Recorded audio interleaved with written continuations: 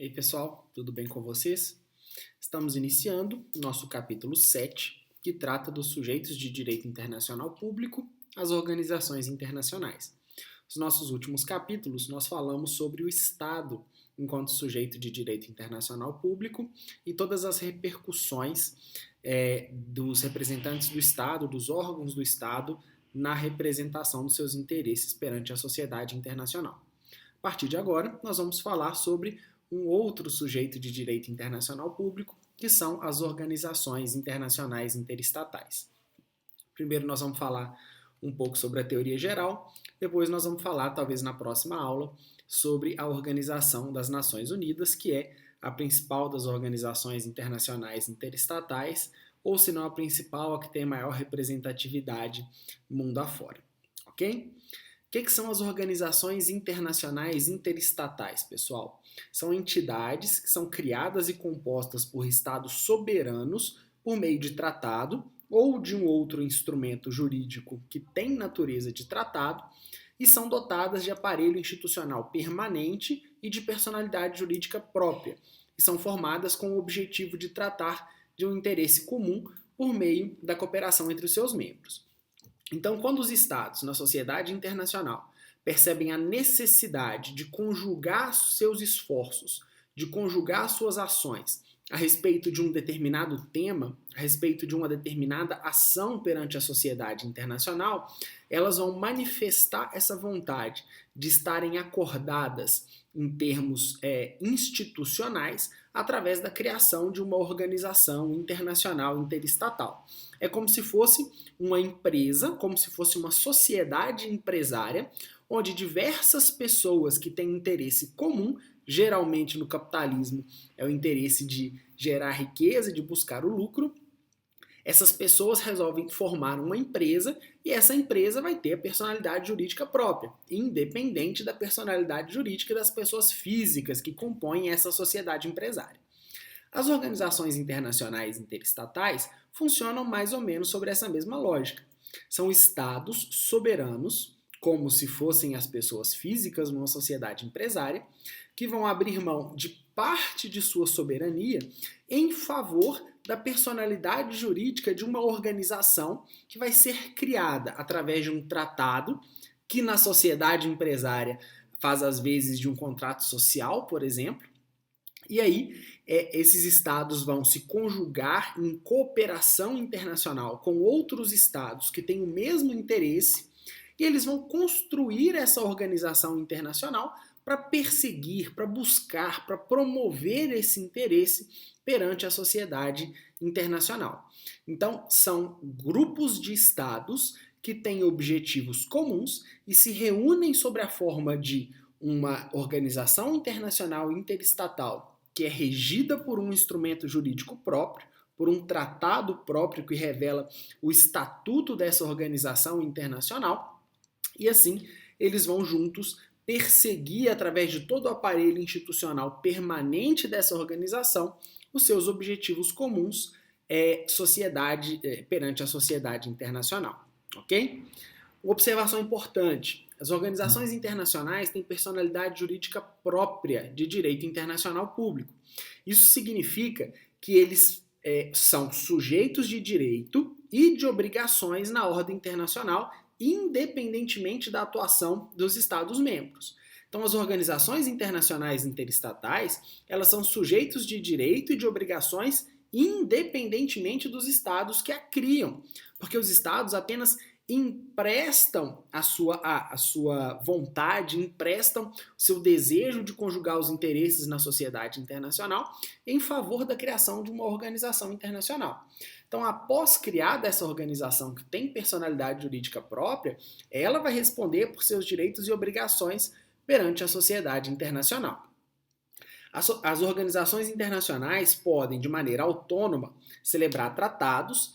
Então, percebam, na Convenção de Viena de 1986 sobre o direito dos tratados já previu essa possibilidade das organizações internacionais interestatais também celebrarem tratados, bem como podem exercer qualquer outra atividade necessária para o seu funcionamento do aparelho institucional, como, por exemplo, contratar e demitir funcionários, adquirir e vender bens, e praticar todos os atos necessários ao efetivo funcionamento dessa organização internacional interestatal. Essa organização ela é constituída sobre certas regras. A vontade dos Estados está conjugada num instrumento jurídico, num estatuto, que é revelado sob a forma de um tratado internacional, de acordo com as regras de elaboração dos tratados que nós já estudamos, e que esse tratado, esse estatuto, vai funcionar como esse ato constitutivo da entidade. E o que as organizações internacionais fazem? O que elas têm enquanto personalidade jurídica, enquanto detém a personalidade jurídica de direito internacional público? Primeiro, elas têm o direito de convenção. O que é o direito de convenção? Elas podem concluir tratados. Então, as organizações internacionais interestatais, enquanto detêm a personalidade jurídica de direito internacional público, podem celebrar tratados, entre outras organizações, mas também com outros estados. Além disso, as organizações podem praticar todos os atos necessários ao cumprimento dos seus fins, de forma independente. Também, elas podem estabelecer os seus próprios órgãos e métodos de trabalho, como a sua própria organização interna, e também podem recorrer aos tribunais internacionais que assim permitem nos seus próprios instrumentos constitutivos para buscar a promoção e a proteção de seus interesses jurídicos, enquanto detém essa personalidade independente da personalidade dos estados na sociedade internacional. Também, olha que curioso, os organismos internacionais eles podem exercer o direito de legação. O que é o direito de legação? Enviar e receber agentes diplomáticos. O Brasil, por exemplo, mantém há muitos anos uma missão diplomática perante a ONU, por exemplo, com um embaixador, com o chefe dessa missão diplomática, que vai representar os interesses do Estado brasileiro perante a Organização das Nações Unidas. Então, as organizações internacionais interestatais também podem exercer o direito de legação e gozam de imunidade de jurisdição, como nós estudamos nas aulas anteriores, ok? A personalidade jurídica internacional das organizações internacionais vai ser fixada através do Tratado Constitutivo e a organização existe pela própria conjugação da vontade dos Estados. E os seus direitos e as suas prerrogativas são reconhecidos pelos Estados membros dessa organização e são impostos, inclusive, perante estados que não necessariamente são membros dessa organização internacional interestatal. Afinal de contas, ela é construída sobre a vontade de outros estados soberanos. Então, mesmo que um estado não faça parte de uma determinada organização internacional, a sua existência independe do reconhecimento de outros estados. E a sua a sua personalidade jurídica de direito internacional vai se impor mesmo sobre esses estados que não pertençam aos membros desse organismo internacional em particular.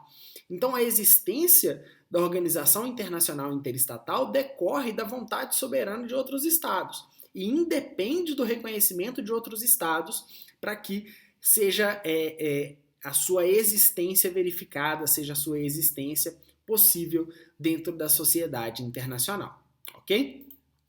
Então, em síntese, quais são os elementos e as características essenciais das organizações internacionais interestatais? Quais são esses elementos essenciais? Primeiro, devem existir estados que vão compor essas organizações internacionais. Afinal de contas, ela nasce da vontade conjugada de estados soberanos. Segundo elemento essencial, ato constitutivo. Esse ato constitutivo é o tratado que vai dar origem a essa organização internacional interestatal. Tratado esse que é concluído entre os estados que compõem essa organização internacional. Terceiro elemento essencial, os órgãos internos são órgãos permanentes, ou seja, enquanto essa organização existir, vão existir os seus órgãos permanentes e independentes da vontade dos estados. Quarto elemento, a sua personalidade jurídica. As organizações internacionais interestatais têm personalidade jurídica de direito internacional público próprias. Elas têm personalidade jurídica de direito internacional público própria e independente. Quinto elemento, os objetivos da Organização Internacional Interestatal são sempre voltados à cooperação em temas de interesse comum entre os Estados. Temas de interesse comum da ONU, por exemplo, é essencialmente a promoção e a proteção da paz na sociedade internacional. Então, são objetivos voltados à cooperação em temas de interesse comum entre os Estados que são constitutivos dessa Organização Internacional Interestatal. Nós vamos falar agora sobre as espécies de organizações internacionais interestatais. Primeiro, com relação à abrangência ou alcance, as organizações internacionais interestatais podem ser regionais ou universais. As organizações regionais são aquelas que abarcam um espaço delimitado e normalmente são compostas por estados contíguos geograficamente ou unidos por afinidades históricas, culturais, socioeconômicas e etc. Exemplo: uma organização regional composta por estados contíguos geograficamente é o Mercosul, que reúne estados sul-americanos. E exemplo de organizações regionais que unem estados que são unidos por afinidades históricas ou culturais é a Comunidade dos Países de Língua Portuguesa, que é formada por estados localizados em continentes diferentes que têm em comum a língua portuguesa como um idioma oficial. E um exemplo de tratado, por exemplo, que a Comunidade da Língua Portuguesa celebrou é o Tratado Ortográfico, que nos últimos anos modificou algumas regras de ortografia da língua portuguesa. Então vejam, são estados que não são contíguos geograficamente, mas são estados considerados regionais, são organizações consideradas regionais, porque conjugam elementos de afinidade históricas e culturais entre os estados que são membros. Falamos sobre as organizações regionais e agora sobre as organizações universais. As organizações universais são aquelas que aceitam membros de qualquer lugar do mundo sem qualquer distinção. Um exemplo é a Organização das Nações Unidas, ok? Segunda classificação quanto às espécies, a respeito dos seus fins e de seu domínio temático, a respeito do objetivo dessas organizações. Elas podem ser gerais ou podem ser especiais. Os objetivos gerais, as organizações que têm objetivos gerais, são aquelas que reúnem uma ampla gama de competências, como a Organização das Nações Unidas, que tem um cunho eminentemente político, mas também tem outras representações e outras esferas de discussão que levam à promoção da paz mundial, como questões econômicas, como questões de segurança e etc. Já as organizações que têm fins especiais são aquelas que tratam de temas específicos, como o Fundo Monetário Internacional, que cuida de questões econômicas e financeiras dos estados membros, e a Unesco, que cuida de matérias em relação à educação, ciência e cultura. Então nós temos os fins gerais, nós temos as organizações de fins gerais e as organizações de fins específicos. Agora, com relação à natureza dos poderes exercidos, as organizações podem ser intergovernamentais e podem ser supranacionais. As organizações intergovernamentais são aquelas compostas por estados, são constituídas por estados que se relacionam numa relação de coordenação. Ou seja, os estados eles vão constituir essa organização em pé de igualdade e em pé de igualdade se relacionam com essa organização. Em outras palavras, a organização por eles composta não impõe as suas decisões sobre esses estados de maneira subordinatória, mas de maneira coordenatória. Afinal de contas, eles concordam na aplicação dessas determinações dessas organizações em pé de igualdade. Os órgãos das organizações intergovernamentais, eles são formados por representantes dos estados e as decisões desses órgãos são tomadas ou por unanimidade ou por maioria qualificada dos representantes dos entes estatais, que aí sim devem executar. Então, são representantes dos interesses do Estado nos órgãos de deliberação das organizações internacionais que são caracterizadas como intergovernamentais. Já as organizações supranacionais são aquelas que têm poder de subordinar os estados que dela fazem parte. Então, os estados abrem mão de uma parcela maior da sua soberania em favor dessas entidades supranacionais, como, por exemplo, a União Europeia. Os órgãos da União Europeia, por exemplo, são formados por titulares, por indivíduos titulares que vão atuar em nome próprio e não como representante do Estado. Claro que eles são nacionais de algum estado respectivo, mas eles são representantes, eles são membros de órgãos da União Europeia por sua própria vontade e no exercício livre das suas próprias convicções, sem representar interesse de um estado ou outro. E aí as decisões tomadas por essas organizações internacionais supranacionais são aplicadas de forma, em uma relação de subordinação dos estados para com essas organizações. Um exemplo disso da União Europeia é a política monetária adotada pela zona do euro a respeito de questões cambiais, a respeito de questões financeiras que envolvem o euro dentro dos estados que se subordinam a essas regras na União Europeia. Então elas podem ser intergovernamentais ou podem ser supranacionais, ok? Algumas informações adicionais, pessoal, a respeito das organizações internacionais interestatais. Cada organização, por meio do seu respectivo tratado, vai regulamentar a possibilidade ou não de receber novos membros ou as possibilidades ou as formas jurídicas próprias de exclusão de estados da sua composição. A admissão e a saída de estados de uma determinada organização, portanto, depende do ato constitutivo de cada organização, depende da vontade de cada organização, de cada estado que compõe essa organização através do tratado constitutivo.